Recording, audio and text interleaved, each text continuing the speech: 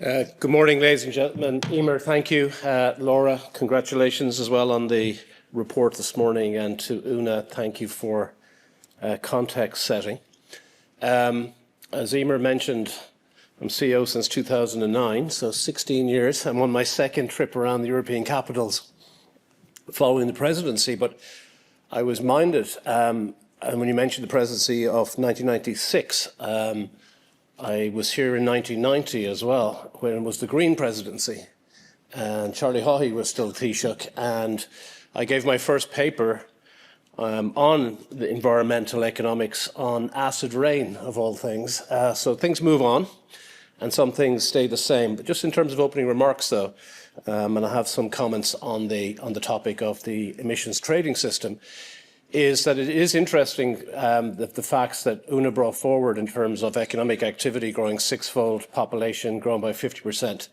I did a retrospective of a paper I gave in 1992 on its 30th anniversary. And while the progress is not reaching the points of where we want to meet at the moment, it is very clear that the trend is in the right direction. It's just its slope isn't what's required. And one of those factors on that slope is the economic cycle keeps coming in at various places to kind of push it back down a little bit as well. But fundamentally, the progress is definitely in the right direction, just not hitting the right point at the right time. And I think that one of the things just off my speech, I'll get on to speech in a moment, is that one of the very core features of the knotty problem of environmental pollution and emissions, which are by definition bad. Nobody wants bad, so hence the creation of either trying to use a carbon tax or alternatively using a quantity-based solution like permits. Is that in that regard, it's very much determined by the interest rate. It's our social rate of time preference in terms of knowing we need to do something for the environment, which tends to be medium to long term, although that's come rushing towards us into the short term very much now. And those competing needs around security of supply or cost competitiveness, as we describe it in the energy mix. But one of the most crucial factors in determining all this, and gets very little conversation about it because of the deep structural parameter, as economists might call it, is the interest rate. And looking at the interest rate will be determined in terms of the investment, but also the motivations for delivering any of these kind of outcomes. And I think not enough acknowledgement has been given in many conversations about the fact that we uniquely as humans have just lived through an experience that no other humans have ever gone through, where interest rates were at or close to zero for an extended period of time out of the great financial crash and into the COVID era. But we've seen that correction come quite viciously in the last couple of years, and it has destabilised lots of markets, and particularly in the energy markets, in terms of renewable energy markets as well, that the distortion of an underpriced, mispriced global economy for a near-on 15-year period has huge consequences for the topic on which we're discussing today. So I think for another day as well, we need to reflect on the fact that we're in a very changed environment. And one of those changed environments is that a lot of our economic success has come from the fact that a lot of our value added is coming from intangible assets, which may be mismeasured in their consequences in terms of carbon footprint. It's much easier to see the physical, tangible industries and their emissions. But in that regard, that intangibility requires an economic and a world system where we're acting in concert together to try to achieve a global objective in terms of the global warming issue, is that was always predicated on good institutions, but most fundamentally on goodwill. And in the absence of goodwill, I would contend that on another day that we would look at those three parts, which actually might be becoming a trilemma rather than being mutually reinforcing, of environmental targets with security supply and cost competitive issues.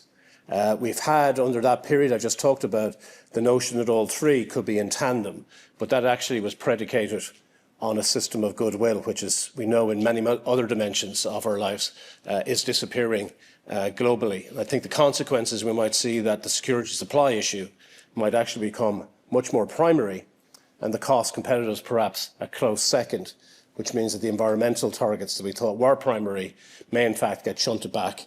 And that's, I think, is observable at the moment in some of the decisions that will be made in other jurisdictions. This, I would argue, is an advantage for Ireland to be a contrarian in that regard and to actually take the opportunity and not get distracted from what ultimately is noise at the moment, so that it re-establishes a new pattern of normalised interest rates, that we should stick the course, because for business there is huge opportunities. So Ireland's net zero transition, I think, is entering this crucial period. The Climate Action and Low Carbon Development Act of 2021 is now 4 years old, but Ireland's 2030 and 2050 targets, as both Una and Laura indicated, are looking more challenging than ever. And the EPA numbers this morning, I think, are pretty sobering in terms of the task of getting precisely to the target amounts under these conditions.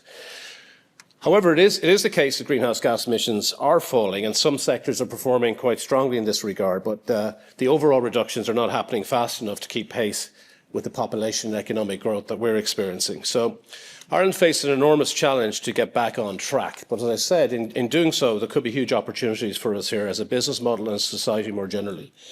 Of course, it's not been made easier by the context in which I've just set out. The escalating global tensions, particularly around trade, have triggered immense economic uncertainty, particularly, and will be particularly significant when we're talking about tariffs and trade around the cross-border adjustment mechanism. CBAM, introduced in the context of this tariff wars that we're in, will add, I'm sure, more complexity. Meanwhile, again, I know it is contested, but we may be entering a decade or so of falling gas prices, at least according to the International Energy Agency's Director General, who was in town a couple of weeks back. We may be seeing that this kind of backstop fuel, in terms of a fossil fuel nonetheless, may in fact be a significant period of time that it may allow the adjustment to take place. Those who have the zeal, who are saying that fossil fuels can't play a role and shouldn't play a role, I think need to watch what's actually happening in this bad will world that's developing in terms of the competitiveness issue, because if you don't stay competitive, you're not going to be in the game to make these kind of transitional effects anyhow. So a crippling European competitiveness crisis is certainly among us. We've seen the retreat from climate action, particularly in the United States under President Trump. So it's a complicated world that we're in. But I think we should take heart of the fact that, as I said at the start, we've actually been decoupling quite significantly, just not at the pace that we know we need to. So if you look beyond the current noise and uncertainty, obviously for Ireland as an open economy, we're very heavily reliant on imported fossil fuels with access to extraordinary volumes of potential renewable energy. So these long-term imperatives and the opportunities would seem to be capable of being aligned to each other. And in that regard, even if my negative prospect on that trilemma that I think is developing between security supply, cost competitiveness and environmental, if we have a situation where our security supply and our cost competitiveness can be enhanced by renewables, which I believe it can be, then the third aspect of that shamrock can actually be delivered as well. So it doesn't have to be pessimistic in terms of this reordering, and in fact could be the impetus on security supply and in terms of cost competitiveness to get on much more aggressively in Ireland with renewable energy.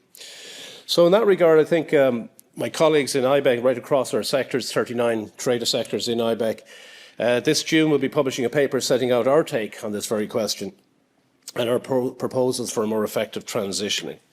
But just to acknowledge the 20 years of the emission trading system, as I was asked to do, all right? So the ETS has been built around two very well understood concepts, and I think they've been mentioned this morning as well. I think Una mentioned it. First of all, we're dealing with market failure and negative externalities. So capitalism has been a huge benefit to humanity in terms of delivering effective resource allocations when there is effective property rights. And it's in the absence of complete property rights, characteristics of universality, transferability, enforceability, exclusivity. When these break down, we get market failures. And so the absence of having a world government, the absence of dealing with a global environmental problem like climate change, is that in the absence of having a competent world government to use the carbon taxation route, the quantitative route of emission trading systems seem to offer an alternative and property right-based solution. And in addition to that, dealing with the market failures, we also have that well understood concept of the polluter pays principle to be brought around. The ETS sector in Ireland accounts for about 22% of our total greenhouse gas emissions and over 80% of industrial emissions. Within the Irish ETS system, emissions have actually fallen by 40% since 2005, with the biggest gains happening in the power sector. Ireland's industrial sites in the ETS have also made big reductions. We see that across cement, dairy processing, semiconductor, biopharma sectors. These are the biggest share in the Irish ETS industrial sites, and have invested over €500 million in the last 10 years on reducing emissions through greater use of renewables and energy efficient measures. However, unfortunately, all emission reductions in the European ETS are the result of investment and mitigation. In the last 20 years, Europe has seen a significant relocation and offshoring of energy-intensive industries away from Europe.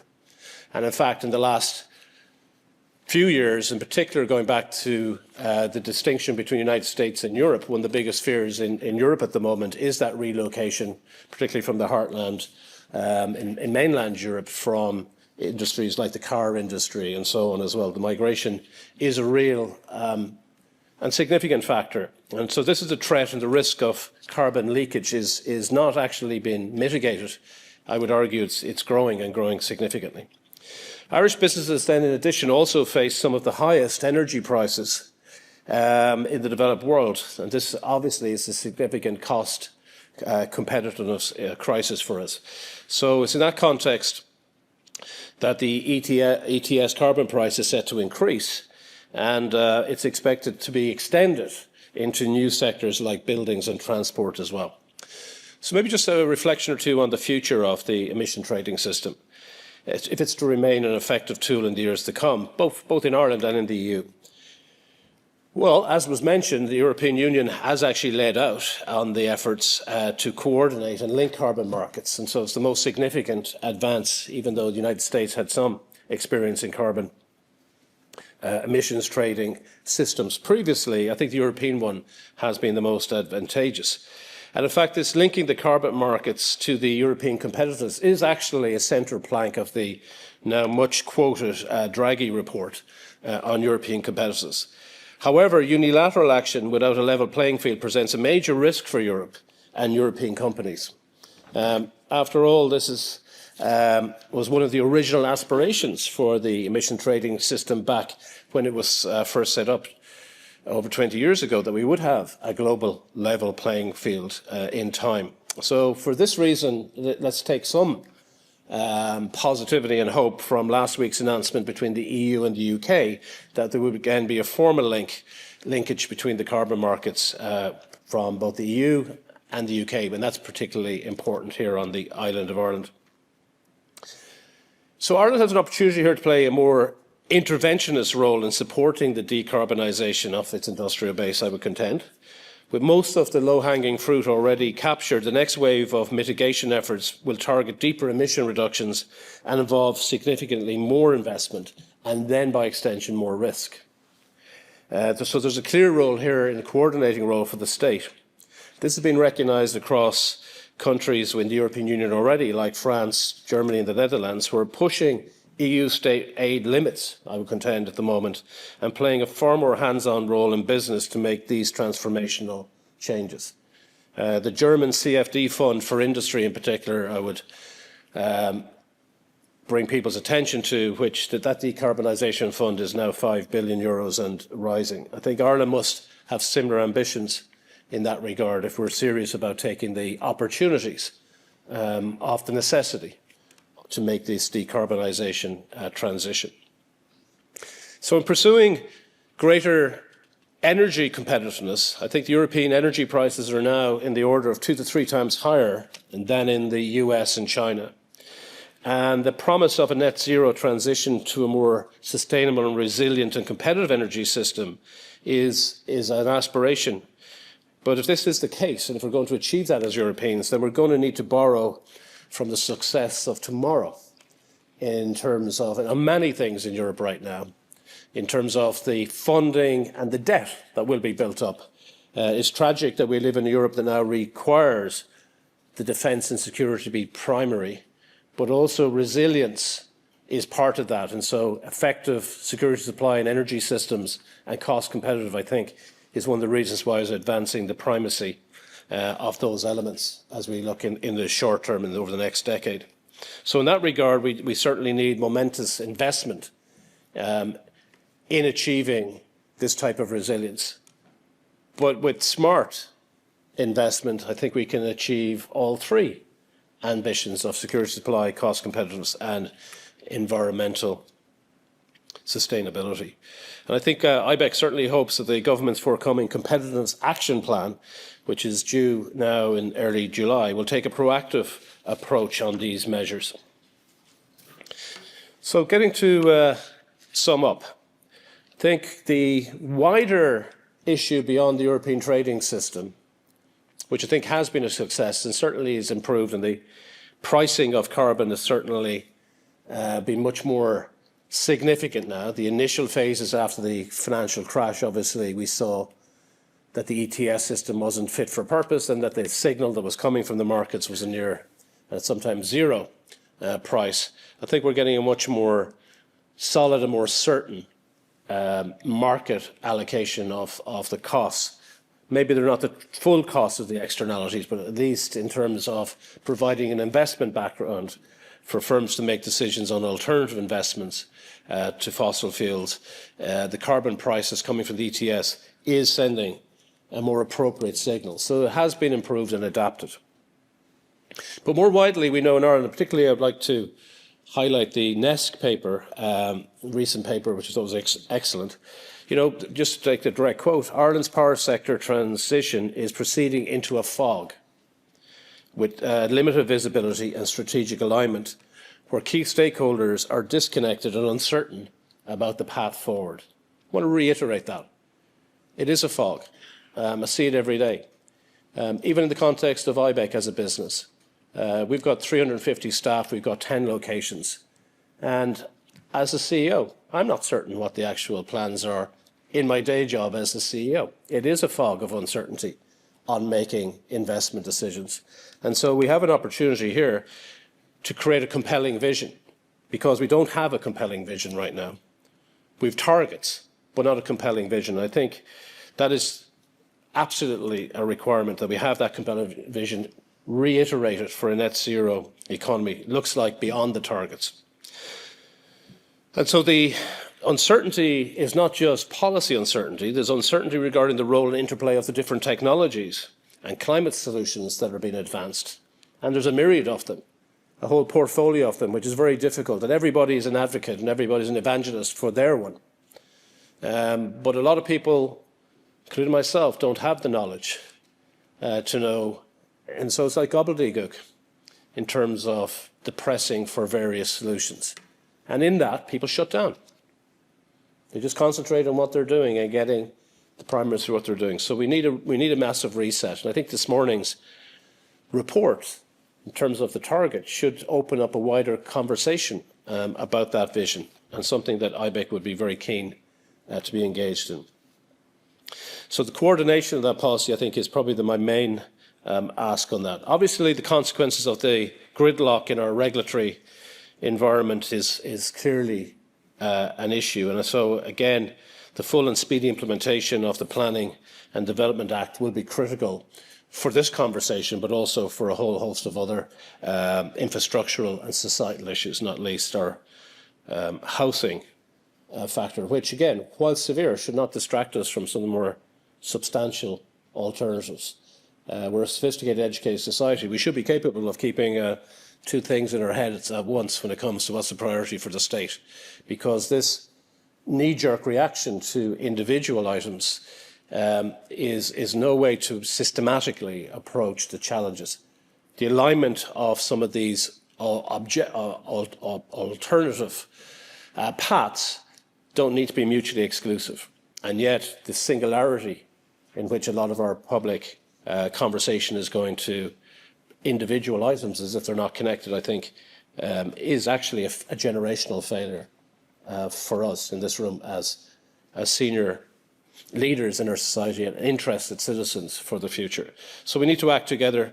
We need to do that, I think, with great speed.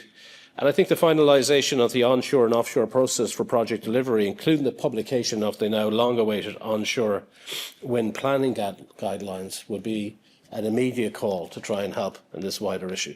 So, Laura, thank you for the invitation and wish you well, and thank you for the opportunity to talk this morning.